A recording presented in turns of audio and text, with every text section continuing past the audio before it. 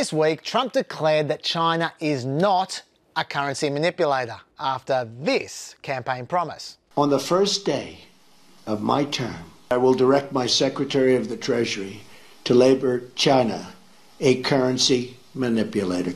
But to be fair, that isn't technically a broken promise on Venus, where the first day of his term lasts 243 Earth days. So he's actually still got 5 Earth months left on Venus.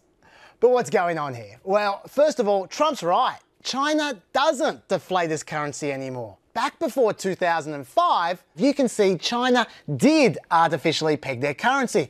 But look what happened after that. The Chinese yuan appreciated by 27% against the dollar. But it goes much further than even that. It turns out that Trump's entire campaign... China, China, China, China, China, China. I love China. China all the time. ...was basically a retro track. Since China's most favoured nation status was made permanent in 2001, companies have flocked there and taken their jobs with them. According to one recent research paper, it cost America 1 million manufacturing jobs and 2 million jobs overall in the first 10 years of the century.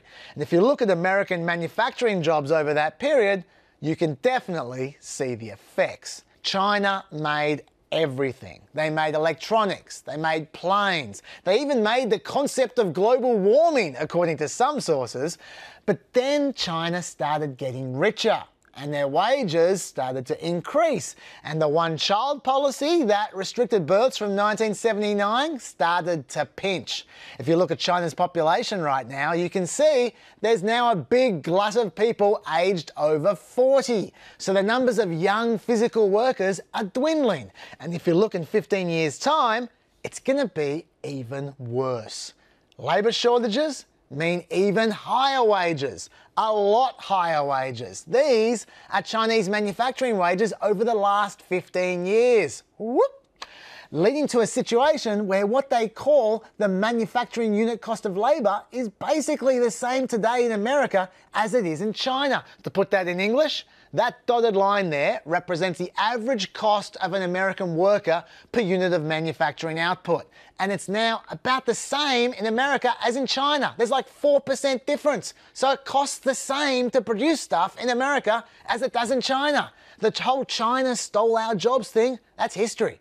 So what's the present? Well, like other developed countries, China is moving where the money is, into science. And in the last 15 years, they've been rapidly pumping out science graduates and creating science-based jobs. Partly because, and here's a surprise, Chinese engineers get paid more than Chinese lawyers and Chinese doctors, and in fact, they even get paid more than American engineers. So maybe the real competition's only just getting started.